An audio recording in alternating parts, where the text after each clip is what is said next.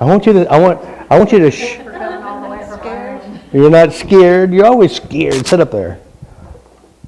Notice how I'm being bossy now. All right. I want you to tell your story, your airport experience, and how did you handle that? Oh, God. Look, I don't even know where I'm tapping.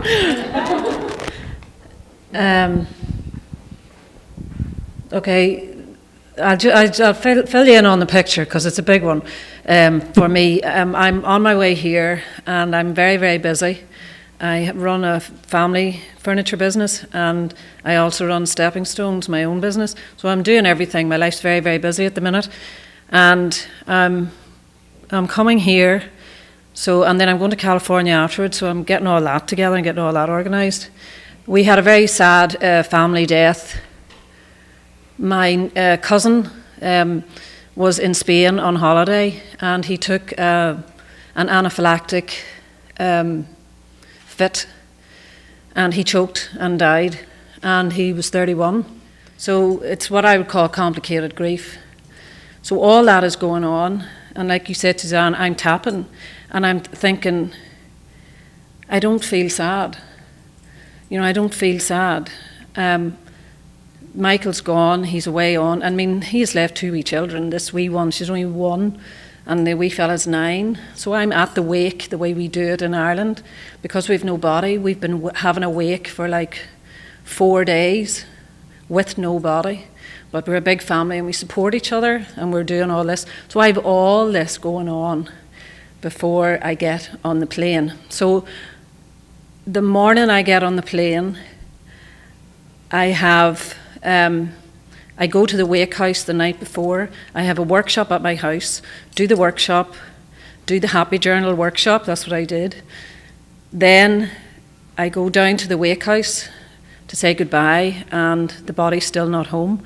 So I'm coming, I've made arrangements to go early in the morning before I get the flight. I'm saying goodbye to my wee dog Lucky, who I love very much, and the girl that looks after him, it's her 50th birthday. So I do the happy birthday thing, do all that. Then I go back down to the wake house and I do all that. And all the time I'm very aware of all the emotions that are going on. And beforehand, I wouldn't have. I just did all this. This is the way I lived. It was nuts. But now I'm very, very aware and I'm tapping all the time. So that's okay. So I calmly packed my case, which is another thing. I lived in dizziness. So Rob had been over in Ireland and they were going home and they were leaving stuff behind. They asked me to mail it. So I said, well, look, why don't I just take it with me and that'll save the price of the mailing. So Robert's got his stuff. Is this the story you want me to tell? Yeah. And Robert's got his, all the electrical stuff. So I just bung it all in my case. And my nephew's taking me to the airport because I'm lending him my car. And I keep expecting something to go wrong. But I just keep tapping. And it just keeps going smoothly. I handle the wake, I handle the happy birthday, I handle the sadness, I handle everything. And everything keeps going okay. And it's like, okay. So then I get to the airport early. I have never been at an airport early in my entire life. So because I create my own craziness. But anyway, I get to the airport early, and it's a bit weird, but I keep tapping on that too. And so I go into the airport, and the first thing they say is, have you filled out an ESDG form or something? And I, no. Well, you're going to have to.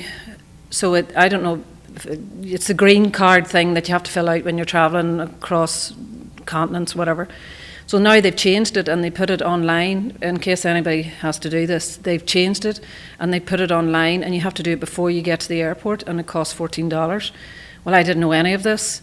So they start telling me that I have to do it, so I have to go over to get onto the internet. So I need the money to get onto the internet.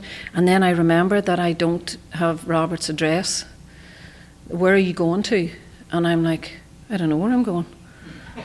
He's picking me up at the airport. I don't know where. And then they said, well, you can't get on the plane if you've no address.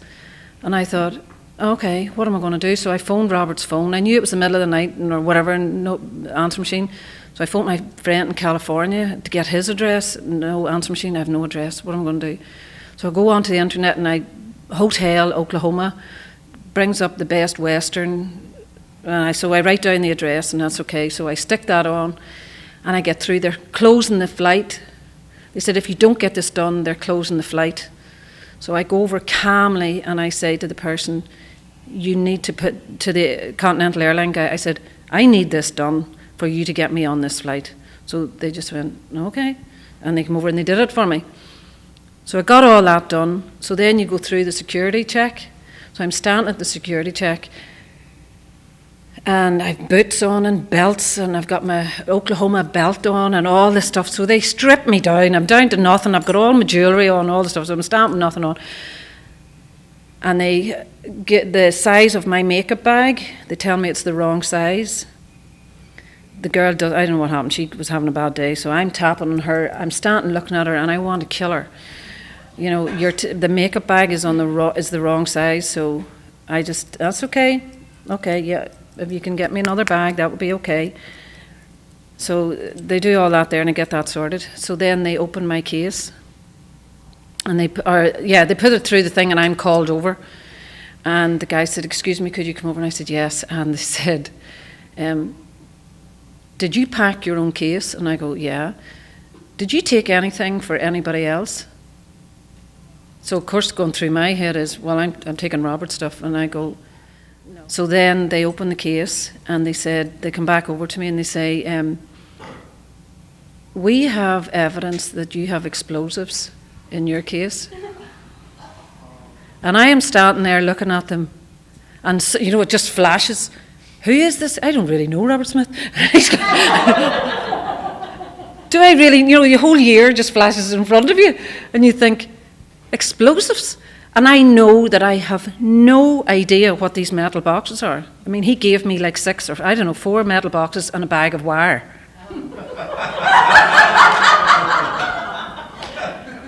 So I'm starting looking and going, okay. I remember way at the beginning when I was in really the biggest pain, I thought, this guy is either from God or he's from Satan. I really did think that. I thought he's either very good or very bad, and I couldn't decide.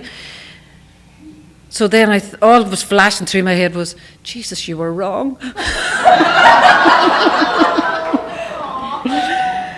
And I said, okay. So then I started to think, I put the wrong address on that form because I haven't got his address. So now they're going to find out. They're going to ask me where I'm going, and I'm going to say I'm going to see Robert Smith for a training seminar, and then they're going to say where to, and I'm going to go, they're going to say why did you not put that address on the other form? And I'm thinking, and I just started tapping. I am just standing in the front of the thing and just tapping. It's okay. And I said, could you excuse me for a minute? And I just walked over, and I thought, okay. And the first time ever, he said to me, you must put the value in yourself. So what flashed through my head was, apart from the fact that I probably was going to go to jail, was I'm not going to get on this flight. So that would be a really good reason to get very angry or stressed or whatever. But actually, I was more important than the flight. So it was just a different way of thinking. So I thought, if I don't get on the flight, it doesn't matter because I'm more important. So I'm more important. So I'm walking, and I walk down the thing. I can just see myself doing it now. I've got the whole gear on me, and I've got all my clothes back on, and I've got my boots, and I'm walking down, and I'm just tapping, and I could just see the guy looking at me, and I thought it doesn't matter. So then I went back, and they had all my stuff. I looked at my watch, it was 11 o'clock, the flight was leaving at 20 past 11, and I still have a way to get there. And I just thought, it doesn't matter, it just doesn't matter, it doesn't matter. Deep breath in, out, peace. So I said, okay. So the other man came over, and he said, it could be something to do with makeup, we don't know. And I thought, whatever, I don't know whether there are chemicals in makeup that can be like explosives. I don't know, but that's all he offered as an explanation. And I just stood calmly. And I thought, if I just stay here calmly, then they'll just I will get away, and so that's what they did then. They put the stuff back in the plastic bag and gave it to me, but in the meantime they had put my whole stuff out everywhere. So I put it all back in again and just said thank you very much, and I walked away, and I was the last one on the plane and all that kind of thing, but I got on the plane and I got here, and it was just amazing. The whole thing from here to here was just like somebody else's life. It couldn't be mine, because I don't, I live in Disney World. I create this stuff all the time. I always create it. I never knew I was creating it. I thought it happened to me. I didn't realize I was creating it. And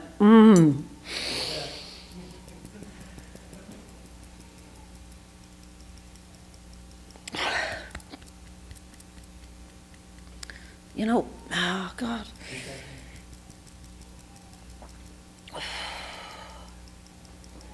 I had this thought now. When I still try to create it, I actually do this thing where I can't leave the house. I'm walking out the door and I will actually stop. I told you this before, I will say to myself, Deirdre, will you just walk out the door? Because I'm so good at doing it to myself that I will keep myself in the house to make myself late so that I have the feeling. So I was walking, I was leaving my house, and I knew that I was going to the wake. And it was such a sad occasion. And I thought, what can I do? And I walked around the house looking for something, and I found a heart, a stone. I have this stuff in when I do my workshops, and I had this stone in the shape of a heart, and on it said peace. And I just lifted it and I took it with me. And when I went down to the house, the wake house, and I went up and I saw Michael, he was there, his body, this is the way we do it. And, I just put my hand on his head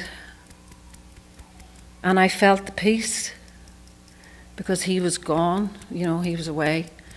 And I was able to, I went down the stairs and I just left the wee stone, at the door, because I knew that it was, what a day it was going to be for them. They were burying their son. But I was able to do that. And maybe that would just, help them in some way. And it certainly helped me, So I don't know if I don't even know what you wanted me to tell you, but that's the story. Very good. So I'm... So the point of the story is tap. The point of the story is tap in the heat of the moment. Keep tapping till it's gone. Yeah, I said to... I had my workshop the night before, and I said to the girls, there are like 5 girls, and I said, I want to tell you about this new theory. It's the latest cutting edge theory, and it's D.W.Y.T.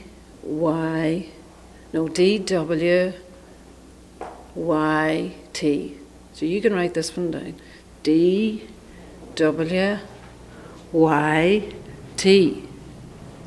And it means do what you're told.